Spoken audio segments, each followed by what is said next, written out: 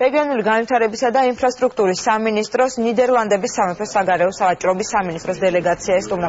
მხარეებმა შეხვედრაზე ერთობლივი თანამშრომლობის პერსპექტივები განიხილეს.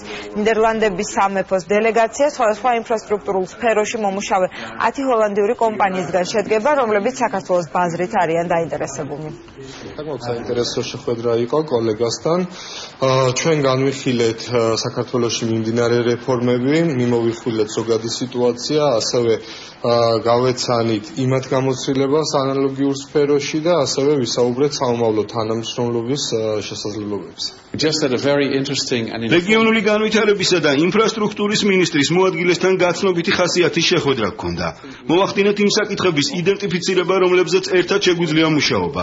ჩვენი დელეგაცია მოიცავს როგორც სოფლის მეურნეობის საკითხებზე მომუშავე სპეციალისტებს, ასევე წყალგაყვანილობასა და სხვადასხვა ინფრასტრუქტურულ პროექტებზე მომუშავე მცირე და საშუალო მეწარმეებს. ვფიქრობ, ჩემი პირველი ვიზიტი საქართველოში წარმატებული იყო.